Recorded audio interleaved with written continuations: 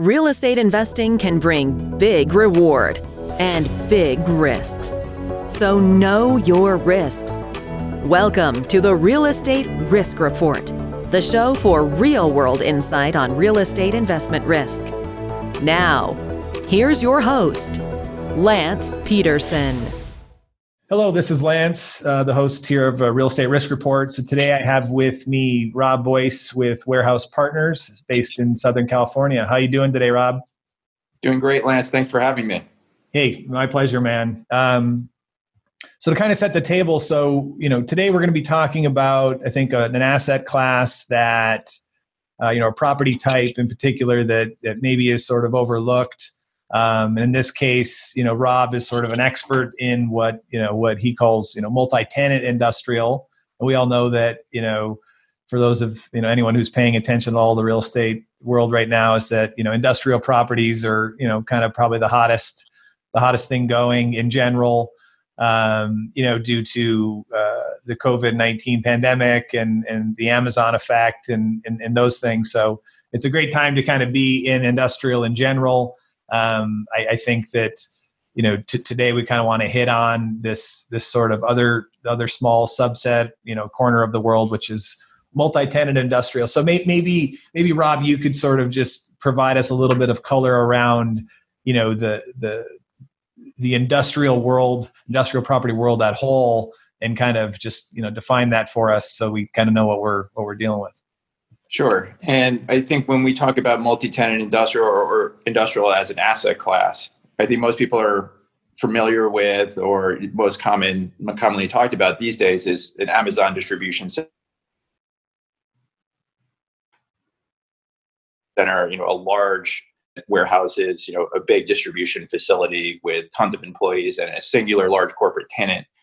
That's one end of the spectrum. And so for our asset class, we're on the complete other. There's a whole multitude of ranges and designs and layouts for industrial. There's everything under the sun. But most people are familiar with the rectangle box where people do things. And in that asset class, there's a range and different types of subsets of industrial. For multi-tenant industrial, it's on the complete opposite spectrum of that Amazon or Walmart distribution center, right? We're not talking about a 500,000 square foot or million square foot facility with a singular tenant who may be on a net lease. We're talking about a metal building on a concrete slab with 2,000 square foot units with, smaller tenants, right? And a multitude of smaller tenants in a facility. So there might be one building with a long row of tenants, or there might be two buildings with two rows of tenants facing each other, and with a mix of different tenants, right? Some tenants may have multiple units. Some people may have one unit. You might have corporate tenants. You might have what we consider a mom and pop tenant, and we can go more into that later on. But there's a multitude of different tenants with a different tenant mix, and so it's a completely different type of beast because you're not dealing with one large corporate tenant, and there's pros and cons to any asset class, right? And we're talking about risk today, right? We're talking about risk mitigation, and we could dive into a little bit more about that. But for us today, multi-tenant industrial, we would think about it as those metal buildings you see by the freeway, right? They've got those roll-up doors and a bunch of them, a long row. And that's specifically the type of asset that WHSE Partners does, right? That's our experience. That's our bread and butter. That's what we've been doing these last years. And going forward, in terms of our investment, we see a strong future in multi-tenant industrial. One of those reasons is that it's sort of the unsexy or untalked about asset class within that industrial subset, right? Everybody wants to talk about these big facilities where there's big headlines and they're employing hundreds of people, or if not thousands. This achieves that, right? It employs a lot of people, but in a much different way, right? It's a lot of small business. And for operators of multi-tenant industrial, it's a very interesting asset class, right? There's a lot of demand in it, but for us, one of the interesting things, it's really seeing like ground level America, right? A lot of small businesses. We have big businesses that have smaller requirements. So fascinating, fast-paced subset of industrial, right? And for us, we like it because it's in demand. Yeah. So do you feel like, is this something that just, like you said, it's something we've driven by forever? Has it ever been a time where it was kind of in vogue to invest in multi-tenant industrial? And so maybe like the history of it and like why, because that's what everyone wants to say. It's like, the recession-proof investment that is mobile home parks, or, it's like all these things. And I get it. I mean, like, it's the marketing thing. You want to try to put forth the strategy that you're executing as though it's this like unknown hidden thing that no one knew about, but maybe give us a little bit of background on just the history of this sort of property type. Yeah. And I appreciate the commentary, asset classes that brand themselves as recession proof, right? And there's a multitude of different reasons why an asset class would do well during a recession, right? But that's the headline, multi-tenant or multifamily, right? It was always branded as recession proof because it did well during the last recession. For multi-tenant industrial metal buildings, 20 or 30 years ago, it was very popular to build. Right. And that's where we see most of the construction is there's a lot of older assets out there. And one of the reasons was there was less things you needed to do to satisfy a lot of the construction criteria you have today. Right. We're talking about fire sprinkler systems. We're talking about ADA requirements. We're talking about permits, entitlements, zoning, all of the things that make development or a value add play more complex. Right. And so when you could just acquire cheap land and simply build a metal building and go lease it out to a bunch of tenants. And the world has become much more complicated since then. One of the reasons why you don't see a lot of the asset class being built in the last 20 years is after it was built 20 or 30 years ago, 40 years ago, it continued to perform. And so a lot of the operators or developers bought it, developed it, operated it, cash flowed on it, and they didn't really feel the need to do anything else because it became more expensive to build over time. And they became more valuable as the world grew. These outlying throwaway parcels, as we like to call them, that were zoned industrial. Great. It was in the middle of nowhere, but perhaps close to a freeway or 20 minutes close to an urban center. Mm-hmm.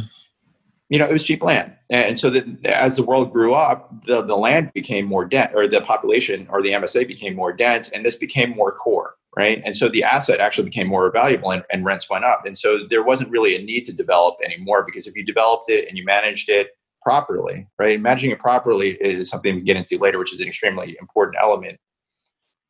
It can perform well over a long, long period of time. And so when on the surface, people see this asset class with a lot of tenants, and the first thing they think is that there's going to be a lot of risk in it, right? You have a lot of moving tenants, moving parts, and there's a lot of operational challenges, but done correctly, it can be a wonderful asset class. When we think about, asset classes like mobile home parks and self-storage, right? These were really unsexy asset classes even 5 years ago, right? Yeah.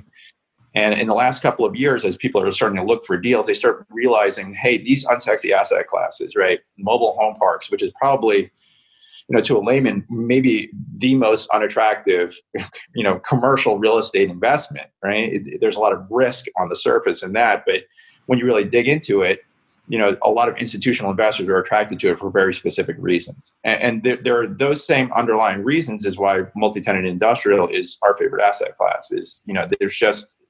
There's a huge demand for it, and there's really challenges now on getting it built in a way that's economical, that works in a leasing program and as a functional program in terms of where it is in the world and how it functions for the tenants.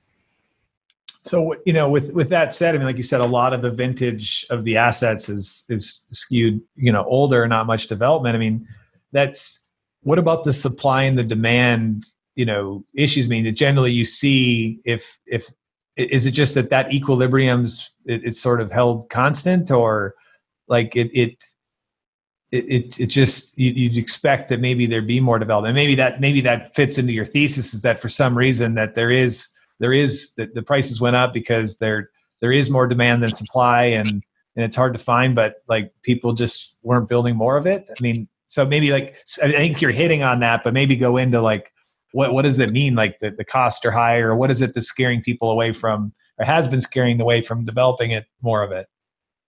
Yeah, and I think there's a number of different layers to answer that question. It's the cost of land, the cost of construction, the seemingly overwhelming burden of management, right? And so let's go back to the other end of the spectrum. If we're talking about popular investments that are perhaps attractive to people. A lot of people like to talk about, single tenant net lease, right? That's a very attractive asset for a lot of investors, especially institutional investors, right? You have your one corporate tenant, and that's a whole different risk spectrum, right? Your eggs are all in one basket for that one tenant. But that was very popular, right? That became an extremely popular investment. Here, the challenge is, on the surface, is a multitude of small tenants, right? And so building a facility that's, for a layman, is cut up into smaller tenants. Well, why wouldn't I just build something and put one large tenant into it, was the thought process. And that was done in large quantity, right? And so multi-tenant industrial sort of got passed over, right? Because, I'm going to build this huge facility and I'm just going to lease it to one tenant. They're going to be on a 20-year lease. And I'm going to be set, right? They're going to have a number of different options for the next hundreds of years, right? And so then you have like this bankable asset. Well, when we talk about the economy being good and bad, if we're seeing challenging times, now we start to understand that those corporate guarantees aren't really rock solid, right? A company can go bankrupt, and what happens? How does that play out for your single tenant, right? And your huge asset, right? What do all the employees do? And how does that affect the economics of the area? In terms of multi-tenant industrial, just as a contrast, if you lose one tenant, they're going to be replaced. And let's talk about demand. So the demand for multi-tenant industrial on the leasing side has been pent up, right? And so WHSE Partners and Aaron Volp, my partner, and I, we've been doing leasing on multi-tenant industrial in various shapes and forms for ourselves, for third party.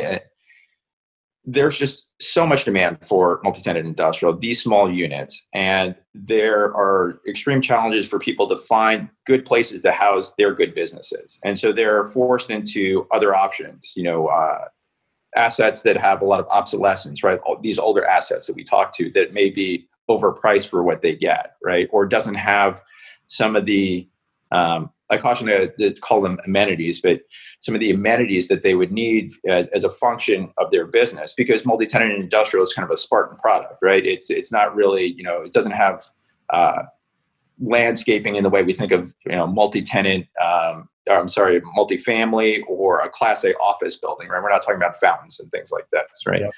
In terms of, amenities, we're talking about truck wells, we're talking about, some sort of way to load and unload, proximity to freeways, man door, yard space is a big thing. Yard space for those that are uninitiated in industrial is a fenced in area, right? That the tenant has access to, exclusive access, where they can store things outside. And we don't see a lot of that being built. And a lot of the stuff that got built neglected that phase, but for your small tenant, it becomes a huge challenge, especially if they have to pack and unpack things in a way that doesn't make sense within the warehouse, or if they have to wash something, right? They're not going to want to do that inside the warehouse facility. So it's these little small touches that, have been left out or are not really considered. And so if they're forced into some sort of obsolescence, and sort of a big conversation now is we're turning retail into industrial or some sort of warehouse distribution, but it doesn't really have that kind of setup where it's made for industrial from the get-go. And so really designing it and making it tailored for the tenant, in which they can use it in a way that makes sense for modern industrial tenants, is really the name of the game. And so you have a lot of tenants that are calling us and looking for space all the time, and we don't have anything for them, right? We're making it. Calm down, right? It's going to be delivered, sometime in the future. But we get calls all the time, and I caution to say, most every day or every other day I get an inquiry is, hey, do you have anything to lease? I'm looking for X, Y, and Z. Because once you get a reputation for having multi-tenant industrial, those type of tenants talk to each other, and they're always looking for a place to put their business. So if you think about, companies that are coming out of their garage, right? They need a place to go. Where do they house those businesses? Especially in this online age, they don't really want to go out and get a brick and mortar retail store on Main and Main on a 10 or 15 year lease, right? Yeah. Or they're not going to look for traditional office space where they're looking at a build out and TIs and this type of sophisticated play. And you have on challenging times, guys in 15, 20,000, 10,000 square foot facilities they're going to be moving into small facilities to kind of ride out the bad times, right? And so it's sort of really that sweet spot is kind of like our specialty, right? That 2,000 square foot with a yard, roll up door, man door, and a small office. It's really that's our asset class. And we know that is what is in demand based on the phone calls that we get, right? Based on the leasing, hundreds, I don't know, maybe we've done about 1,000 leases or renewals over the past 6 or 7 years. And we have a general sense of what people are looking for, and we have a general sense of what's not available on the market. And that was always our thought process. There's so much pent-up demand. Why don't we do this for ourselves? Why don't we offer to investors? There's so much demand and so little inventory, from a real estate perspective, the alarm bells always go off. This is something that we have to explore really deeply and move on it, right? Because we understand that underlying demand for tenants. There's no real good option for a lot of tenants right now. Yeah, I mean, that makes sense. I mean, yeah, like you said, it's like, there's always a need for, coming out of your garage and having to downsize. I mean, and obviously even more so when the economy is kind of on its way down, that's when you see a lot of new businesses crop up and, those sorts of things. And, so that makes a lot of sense. I mean, do you feel like I know you guys operate in California, so you're obviously most, familiar with that, but what are there specific markets in the region that you kind of look at and are targeting, and what is it about those markets? Or is it not so much a market thing? It's just more about, like how, I'm just curious, like how you look and assess a market. Because multifamily, it's like, is it a good school district? Is it this? Is it that? Like how do you do that for multi-tenant industrial? Yeah. And I think that for a lot of the reasons why California is not attractive for a lot of different asset classes, it's very attractive for multi-tenant industrial because it's a value play, right? And so it's one of the few affordable options that you have to warehouse your business, right? Whether it's a traditional business and even more so in an online environment, right? And we're talking about a lot of shipping and receiving. We're talking about supporting distribution centers. We did mention Amazon. It's important to understand Amazon or Walmart or Target. These big distribution facilities, they rely on a lot of third-party shippers, those white vans that show up to your house. Mm-hmm. Those packages need to get sorted somewhere, right? And so we look for assets, or we look for land to develop, or we're going to look for a value add play in areas where there's some sort of good industrial component. Right. And a good industrial component is, maybe there is an Amazon, or maybe there is a lot of like kind industrial property, but it's older. Right. But for whatever reason, there's good underlying industrial demand. And one of the nice things about the smaller subset of industrial is it doesn't need to be downtown LA. Right. It doesn't need to be Main and Main. It doesn't have to be close to the Golden Gate Bridge, right? We're talking about land that's close to a freeway. And so when we analyze areas and trade areas and MSAs, freeway adjacent where you can get to a major MSA, right? A good metro population. The same thinking as when a large company such as Walmart or Target or any of these other companies choose these locations. They don't choose, Class A locations. They choose locations based on logistics and the movement of goods, right? And so for the same reason, we choose locations where we feel as though businesses can support these larger industrial facilities, and then also add to it with a mix of, people can get up and down the freeway to do business if they're a smaller business, or if they're a corporate tenant, there's a specific reason why they need to be located in this area. We talk about, X, Y, and Z town. A company from the Midwest might need a facility, and it might not be significant in size, but they need to get they need to work the market up and down California. This makes sense for them, right? On a shorter lease, on a smaller facility, they can occupy 1, 2, or 3 of these. It gives them a little bit of flexibility, and it gives them their market presence, and it lets them get up and down California. California is challenging because it's expensive, and so as a value play. This makes sense for a lot of mom and pop tenants, but also for a lot of mid-market or sort of large corporate tenants. The mixes can be anything in the spectrum. So how about like we talk about development?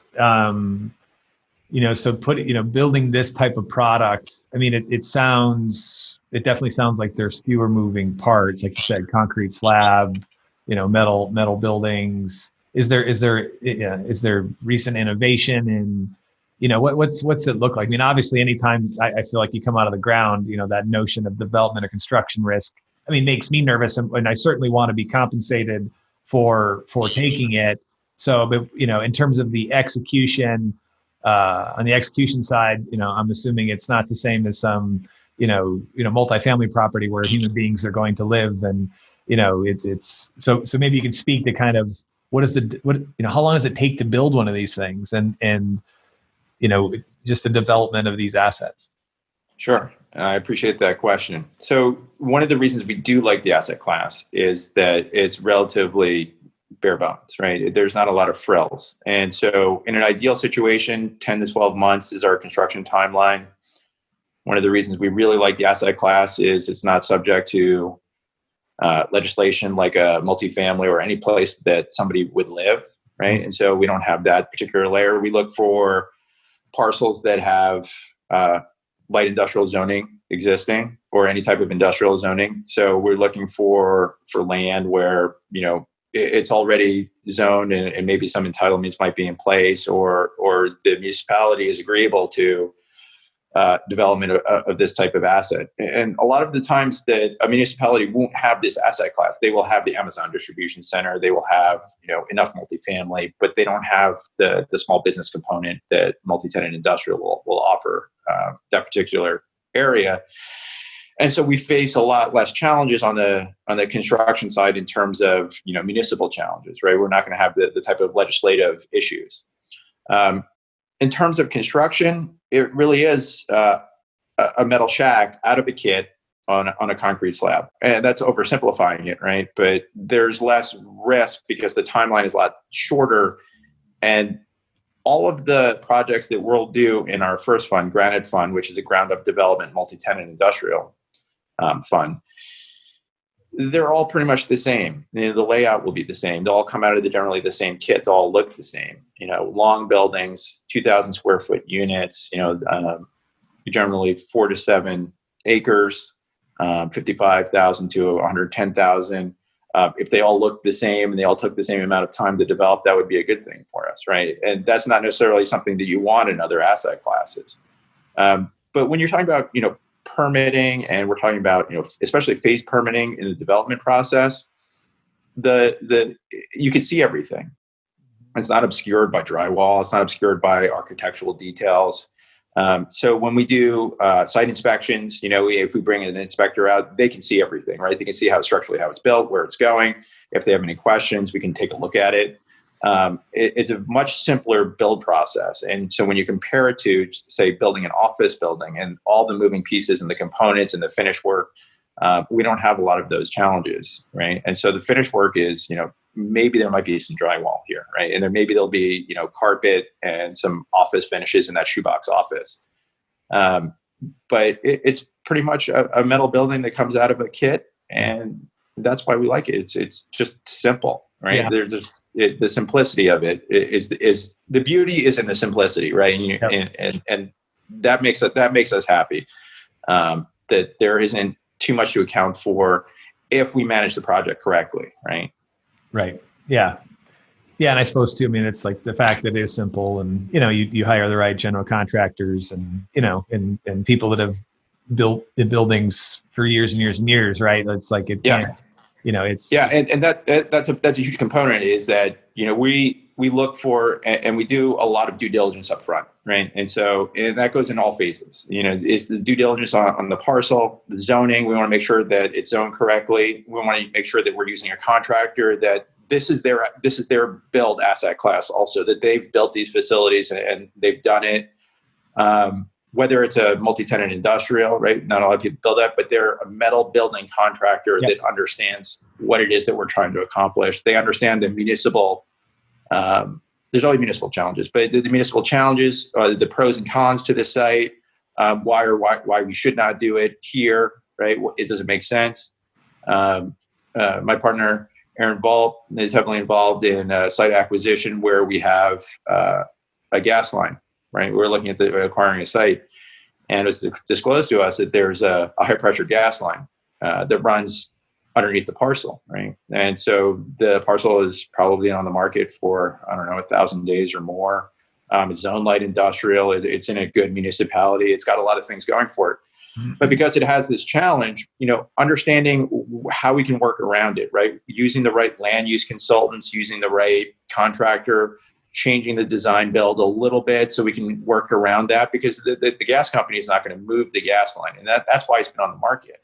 We talk about, I mentioned the term throwaway land. I use that term lightly, but for a lot of people, they can't build their Amazon distribution facility on top of a parcel that services, it's got this high pressure gas line that's shallow, right? That they can't build their foundation. But for us, overcoming those challenges with the right due diligence, we can get a deal, right? And we know we can get a deal because other people have passed on the parcel because they can't build on it.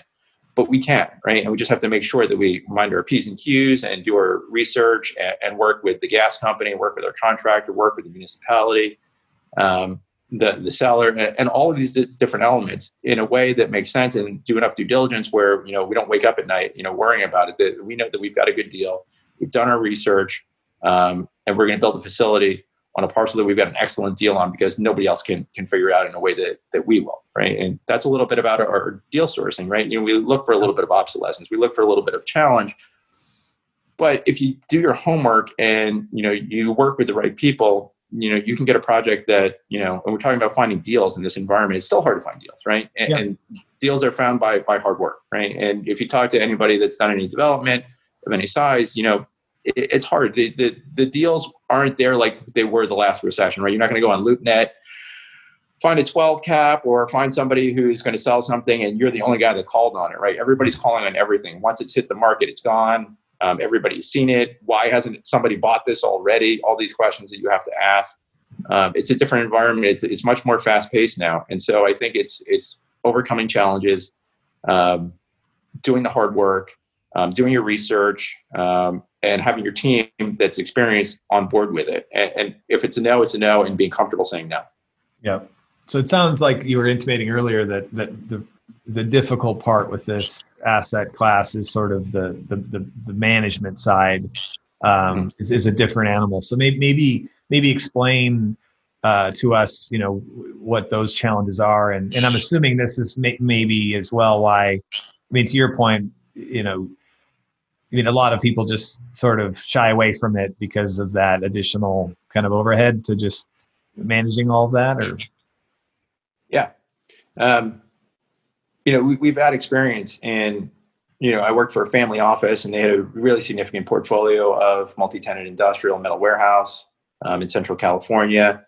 And it wasn't really being optimized, right? They wouldn't take off the handbrake and let us fix it and operate it and lease it the way it needed to be. And you see that a lot in multi-tenant industrial.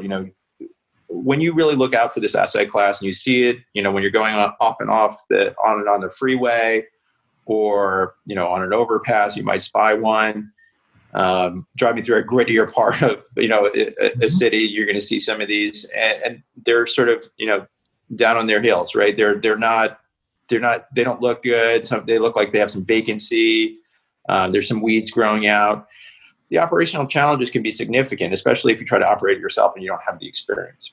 And I see new development and they look beautiful at times when I see, and we're talking about much smaller facilities. And they look beautiful when they're delivered, right? Shiny metal buildings. And then I'll drive past it 24 months later and they start to look like these outdated obsolescence buildings, because the management aspect is really tricky. How do you manage your tenant mix? How do you manage somebody on a short lease? How do you get somebody on a 2,000 square foot unit to sign a 5-year lease, which I've seen, people try to do, right? Personally guarantee or a corporate lease. And so you might have tenants that are inappropriate, or they might want to lease at all costs. And I see that a lot too in multi-tenant industrial. And that's one of the things, and it's one of the major challenges that I see in that asset class is, across the board for real estate, leasing to anybody for any reason because you need the money, you're going to end up with a huge challenge. More so in multi-tenant industrial, because behind that roll-up door, behind that closed door, unless you're doing regular inspections, you don't really know what's happening, right? And so being on top of the management and being proactive, doing regular inspections and really managing the asset class in a way that it needs to, you're going to maximize that asset.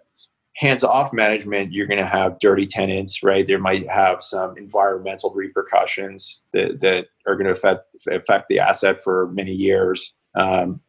Illegal cannabis grow was a big thing for many years in that type of asset, and some other things that may be a little bit unsavory. And so you're going to need to be an active manager. And that is what scares people. Aaron Volpe and I brought a good deal on an excellent parcel to a developer a number of years ago. And, as a co-investor, a JV, and he had asked around and he had passed on the deal, right? And we felt as though we designed it and organized the program, the management program and the leasing and everything else. We put it on a plate. He passed on it because he asked his friends and they said, because the burden of management is so high, why don't you just build a hotel on this site? Go get, zoning change and build a hotel or something that, people are familiar with and more comfortable with, right? Yeah. And so long story short is the story of that asset is they look to do that. They look to sell it to somebody who is going to build a hotel, and further downstream it was built by somebody who's going to end up doing an industrial project on it, right? Mm-hmm. And so for a lot of people, they just can't get over the fact that it's too many tenants. It's too much work. It's a metal building. It's unsexy. I can't tell my friends at a cocktail party that I own like this big metal building and it's got a bunch of tenants that I can't brag about, right? It's not a CVS. It's not Amazon. It's not Facebook isn't my office tenant, that type of thing. Yep.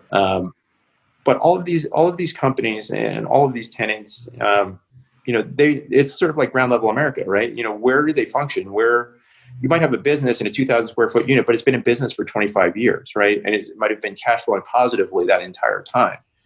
And they don't need that much space, right? They need floor space. They might have another facility offsite or in a different municipality, but they need to be, let's say, in one of the markets we're looking at Antelope Valley, right, in Southern California. It's about an hour and 10, minutes from Los Angeles, right? It's relatively close. And so they need to be close to Los Angeles, but they don't need to spend Los Angeles prices. And so it makes sense for them to have a facility, 2,000 square feet in an hour, if they're lucky, right? Depending on their drive time, but they could be in LA. And so that's the type of asset that we're looking at. It's those challenges on the management side and having the operational excellence and a program in place that makes sense to manage the asset class on, let's say from a leasing program, from a property management, asset management, all of that has to work as a system. And so I send information about the fund to people. And one of the things that people say is, aren't you afraid because of the simplicity of the build and the cheapness of the land that somebody else will go out and do this? And I'm not afraid because if go ahead and build it, because my experience is you're going to build it and it will be brand new. And what's going to happen is something's going to fall down, either on the management side or the leasing side or both. And it will probably come to market and warehouse partners will be an active buyer, in 24 or 36 months for the thing that you built, right? And it's going to get away from you. And I don't say that lightly because I've seen it all the time, right? And there's some sort of challenge. They haven't built it for tenants. They've built it to sort of maximize the floor space because they see, leasable dollars on the warehouse space, or there's too much office. We see that a lot. And so when you go after this podcast, people will say, I'm going to take a look at multi-tenant industrial. One of the things you'll see is it's been built out with too much office. And especially over time, you're going to see more and more office being built because as a value play, warehouse is cheaper than office. And so if you let the tenants do whatever they want, or you're not managing it correctly, you're going to see all sorts of unpermitted builds, and then you're going to see a lot of office space. And office is not in demand in that type of asset as warehouse is, right? And so managing the ratio between office and warehouse, yard space, parking ratios, all of that is, that's the secret sauce, right? Getting that mix correct along with your tenant mix. And that's I could say that in 10 seconds, but the doing of it is actually complex if you don't have a program in place. Yeah, no, I mean, and it makes sense. Yeah, it can get out of control quickly. And like you said, if they're not, if it's a lot of it too is just the lack of active management. And it's just, once again, I suppose that's where, like you said, that's where the value add opportunities come into play, right? It's just, a lot of it's just mismanagement. It's that it's not generating to its highest potential because, or it's creating problems, like you said, where the tenants are bad and they're not paying, or they're whatever, they got to be evicted, I suppose. And, that's just a hassle. I'd rather just get rid of it.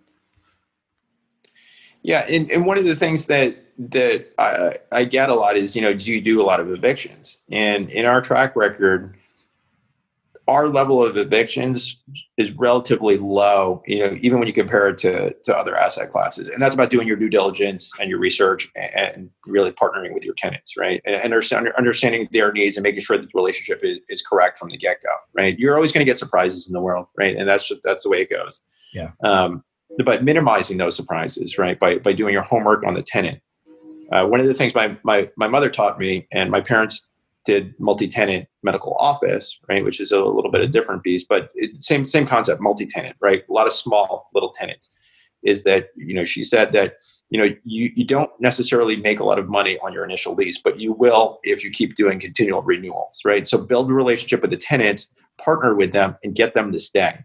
And so when we talk about successful examples of this asset class, it's tenants on, and this is crazy for a lot of people to hear, is 1-year leases, right? Or 2-year leases, right? Really short leases, but they continually renew year after year. And we're talking about value add that is an opportunity to increase the lease rate in a way that makes sense for both parties, right? Because we're partnering with them, right? Yep. And so we're talking about steady increases, helping them understand the operational costs have gone up. And this is something that they will partner with you and participate in if the management is correct, right? And so if the property is going sideways or downhill, an escalation is not going to make sense to them. And these are gross industrial leases. And for a lot of people, that's hard for people to conceptualize because they're looking for net leases now. But for that type of tenant, it's a straight gross industrial lease. And for those of people who don't know, it's generally an all-in lease, right? And it's a CAM and all these other things. These are sometimes tenants that aren't really interested in a CAM reconciliation. They want to know how much they're going to pay, how much they're going to pay per month, and next year how much more am I going to pay, right? There's no, and when we take a lot of the mystery out of the asset class from A to Z, right? And so there's not really a lot of obscurity, or they don't have to do a lot of math or brain damage to figure out, okay, if they're going to lease from warehouse partners, this is how much it costs, right? Yeah. And this is how much space you're going to get, and they will take care of, the trash in, this area, and, somebody will clean up the parking lot, right? And that's what you get, right? And so I don't have to worry about my own vendors and this type of thing, or X, Y, and Z, or some sort of CAM reconciliation that I have to bring to an accountant to figure out, and then I'm going to challenge you at the end of the year, right? That's but right. On a short lease, it's not feasible to do that. That's right. Just a real quick note on short leases. Obviously on the surface, the benefit is increasing the lease rate, right? If you've got a good program and the tenant mix is correct and they feel good about their space and their business is going well. It's also an opportunity to, and we're talking about avoiding evictions and reducing your risk, is if you're not entirely happy with a tenant, 12 or 24 months, it goes by relatively quickly. Yeah, right? Exactly. And so I'm not stuck in a 10 or 15-year lease with options and these other things. And so if it's not going great, in 11 months, it's time for them to look for a new place, right? And I'm already doing my pre-leasing program and looking to replace them with a superior tenant on a better lease rate. Yeah. And so that's kind of the aspect where you reduce your risk. And it's hard for people to conceptualize because they don't really deal in short leases like that. Yeah. Multifamily, people who participate in multifamily are more familiar with that. If you have a resident or somebody who's not really a good mix, then, they've timed out on their lease. It's not an eviction. It's just, they're not renewed. And so in terms of heavy lifting, yes, you do have to do a lot of leasing, right? Yes, you do have to do a lot of renewals, but those are all positive things, we think. That's right. If we have a fully occupied building and we're doing leasing, that means there's generally going to be an increase, or there's going to be a superior tenant, or probably both. right? And then we look forward to doing that leasing or renewal project. And for people that they just can't conceptualize that, oh my goodness, that's such a headache. I can't conceptualize that. And because they don't see the spreadsheet, right? And that's really the magic. Is it was simple to build. It's relatively affordable for tenants. So there's that dynamic, right? I don't like to use the word cheap. My dad's from Brooklyn, so he used the word cheap all the time. So I throw it around, but it was cheap to build, right? It's a high quality asset, but it was affordable to build. And for the tenants, it was relatively cheap on a lease rate.